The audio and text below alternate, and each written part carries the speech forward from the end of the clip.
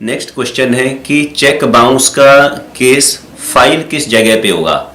एक उदाहरण लेते हैं। मान लीजिए जिसने चेक दिया वो गुजरात में रहता है, जिसने चेक लिया है वो दिल्ली में रहता है। दिल्ली वाले ने दिल्ली में आके चेक जमा करा दिया, चेक बाउंस होगा। अब सवाल ये है कि चेक केस कहाँ फाइल करना है, उसे दिल्ली में फाइल करना है या गुजरात में फाइल करना है।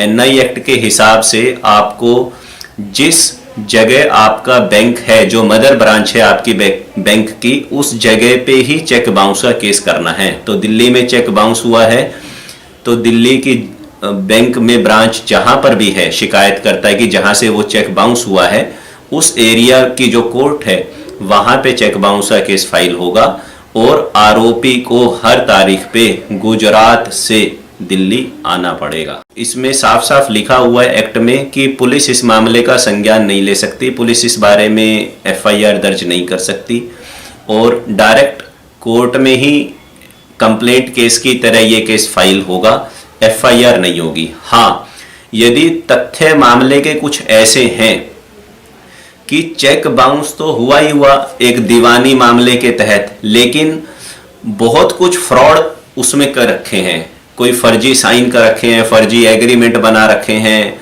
बहुत लंबा चौड़ा कोई चीटिंग का बेस बनाने के बाद चेक बाउंस हुआ है, तो उसमें फिर फ्रॉड और चीटिंग और अन्य धाराओं में पुलिस एफआईआर दर्ज कर सकती है। परंतु यदि आपने किसी नॉर्मल व्यक्ति से कोई व्यवहार किया है, सामान लिया है, दिया है, या कोई बैंक से लोन लिया था, चेक डिफॉल्ट हो गया, या कोई सिक्योरिटी चेक डिफॉल्ट हो गया, तो ये एक सिविल मैटर है। इस सिविल मैटर में पुलिस एफआईआर दर्ज नहीं कर सकती। नेक्स्ट क्वेश्चन है कि मुझे किसी व्यक्ति से पैसे लेने थे तो क्या मैं उसके ऊपर चेक बाउंस का आपराधिक मामला और एक दीवानी मुकदमा दोनों एक साथ कर सकता हूं? जी हाँ, यदि आपके पास किसी व्यक्ति का चेक है वो बाउंस हो गया और कानूनी रूप से आपके कुछ पैसे लेने बनते हैं तो आप उसके ऊपर क्रिमिनल केस भी कर सकते हो चेक बाउंस का, और साथ की साथ वो केस चलते चलते एक और केस कर सकते हो रिकवरी ऑफ मनी का।